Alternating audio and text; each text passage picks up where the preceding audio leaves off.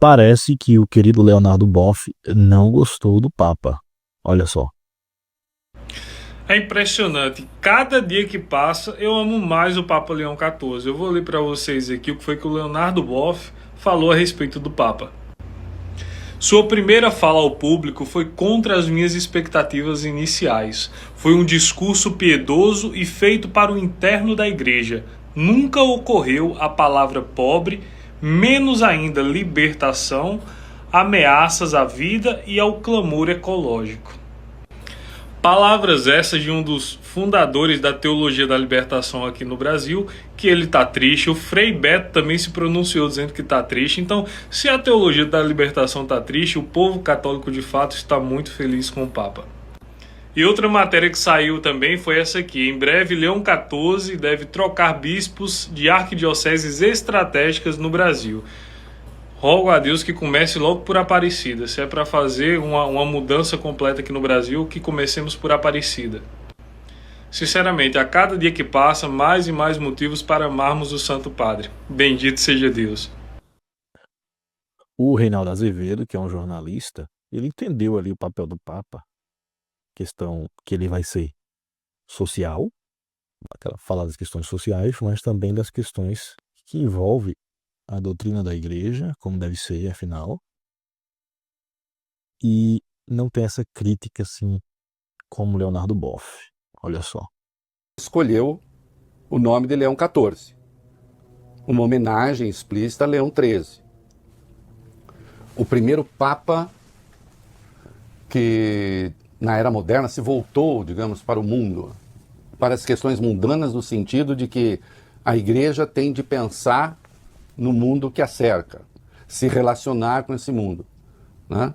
Então, nesse sentido, sim, um Papa que tem uma preocupação social explícita, aliás.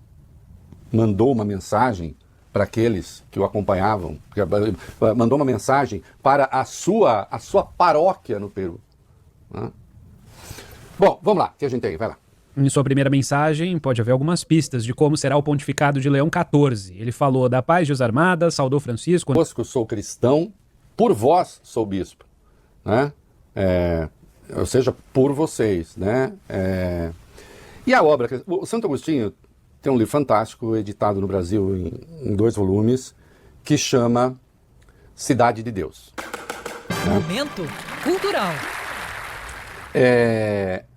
A cidade de Deus, ela se opõe à cidade dos homens. A cidade dos homens é aquela em que as perdições, as tentações, as agruras, né? Enfim, tudo aquilo que nos distancia da ideia de uma cidade de Deus, do reino, da justiça, da igualdade, em que todos são igualmente filhos desse Deus.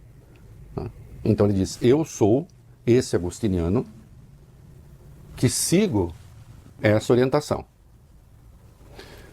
Ao mesmo tempo que isso impõe uma lógica da intervenção no mundo objetivo, uma igreja que não se distancia da vida real dos homens, do seu sofrimento, que intervém, que faz coisas, que se pronuncia sobre elas, ao mesmo tempo não se deve perder a dimensão mística da fé, né?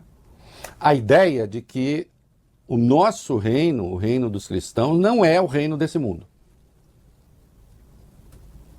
Então, há um reforço aí, a ideia da mística cristã, da mística católica. Ah, mas os outros papas não tinham isso? Os religiosos todos, os padres todos não pensam assim? É possível que sim. Mas há aqueles que dão um acento muito maior, Vólio Bene Arthur, às coisas que são deste mundo. Eu brincava, o Papa Francisco, ele era jesuíta. Né? E quando escolheu o nome Francisco, não deixou de ser uma surpresa. Quando o Papa escolhe um nome, e está dizendo assim, é por aí que eu vou. É esse meu negócio. Né?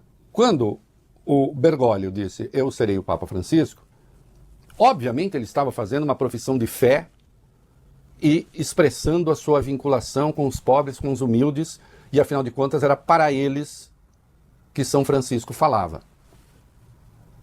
Não é? Embora fosse um jesuíta, os jesuítas têm uma história complicada na igreja, de ordenação de mulheres e essas coisas. Bom, aí o Papa não é exatamente o que muitos esperavam e não pensa exatamente o que muitos gostariam que pensasse. Mas vai lá, vamos ouvir o Papa rezar?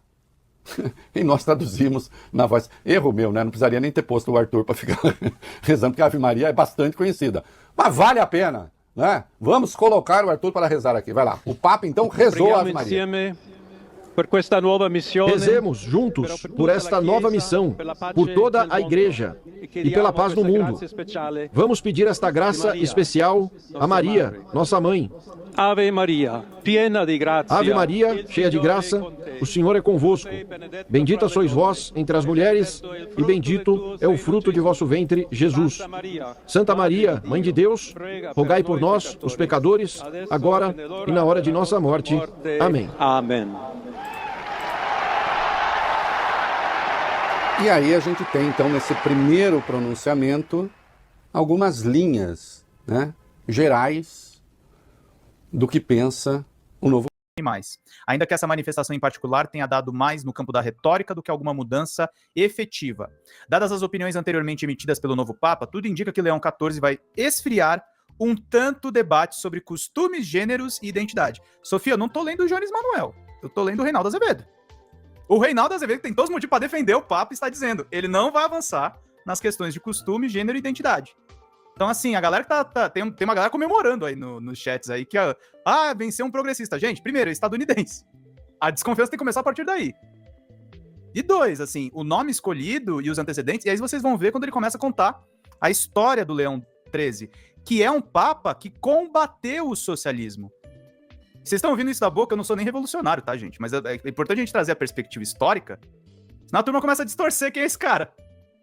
Liberalismo selvagem e o socialismo. Num pontificado de 25 anos, entre 1878 e 1903, Leão XIII teve tempo de escrever muitas encíclicas, e a mais notável de todas que fez história chama-se Rerum Novarum, das coisas novas. É o marco inicial da chamada doutrina social da Igreja.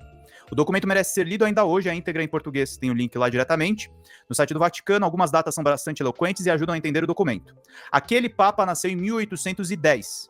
Tinha 38 anos quando veio à luz o Manifesto Comunista de Marx e Engels, e 61 anos quando aconteceu a Comuna de Paris, em 1871. Foi chefe da Igreja Católica entre 78 e 1903, quando a agitação socialista varria a Europa. Morreu 2 anos antes do Domingo Sangrento de São Petersburgo, em 1905, que prenunciava a Revolução Russa de 17. Prestem atenção neste trecho. Tô falando do Leão XIII, tá, gente? Não tô falando do novo Papa. Tô falando do cara lá no século XIX.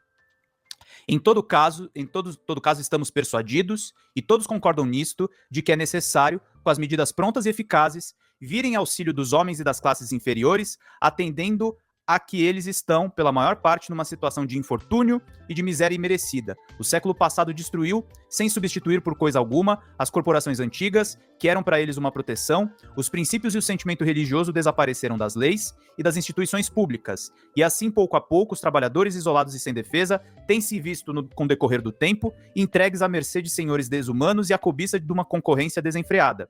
A usura voraz veio agravar ainda mais o mal. Condenada muitas vezes pelo julgamento da Igreja, não tem deixado de ser praticada sob outra forma por homens ávidos de insaciável ambição.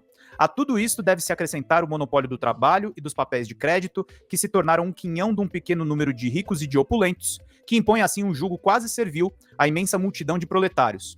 Alguém aí ficou com a impressão de que Leão XIII era um comunista perigoso, desses que seriam atacados pelos bolsonaristas nas redes sociais? Já tá sendo. Então convém ler o outro trecho da encíclica. Ele começa a atacar, Sofia, os socialistas. Os socialistas, para curar esse mal, instigam nos pobres o ódio invejoso contra os que possuem e pretendem que toda a propriedade de bens particulares deve ser suprimida, que os bens de um indivíduo qualquer devem ser comuns a todos e que sua administração deve voltar para os municípios ou para o Estado. Mediante dessa transladação das propriedades, este igual repartição das riquezas e das comodidades que elas proporcionam entre os cidadãos, lisonjeiam-se de aplicar um remédio eficaz aos males presentes. Mas semelhante teoria, longe de ser capaz de pôr termo ao conflito, prejudicaria o operário se fosse posta em prática. Pelo contrário, é sumamente injusta por violar direitos legítimos dos proprietários, viciar as funções do Estado e tender para a subversão completa do edifício social. Pronto, a igreja que atacava o liberalismo e condenava milhões à miséria via no socialismo um risco ainda maior, porque entende-se, lendo toda a encíclica, que além de não cumprir os desígnios que anunciava, subvertia a ordem social. Para Leão XIII, a propriedade, e aí o Reinaldo não escreveu aqui, mas eu vou inserir essa palavra, a propriedade privada era um direito natural. Esse papo é neoliberal, gente. Tá? Não é um fascista. Importante diferenciar, não é um fascista propriamente, porque tá contra o Trump e o Vance. Mas é neoliberal. Você tá mutado. Sim, completamente. É completamente neoliberal. O Leonardo Boff, que a gente não pode esquecer, o Leonardo Boff, ele foi, né, afastado, excomungado, de alguma forma, pelo Bento XVI, né? E depois ele se retirou e deixou de ser o frei, né? Se casou, não é mais padre, e agora ele vem com essa, né?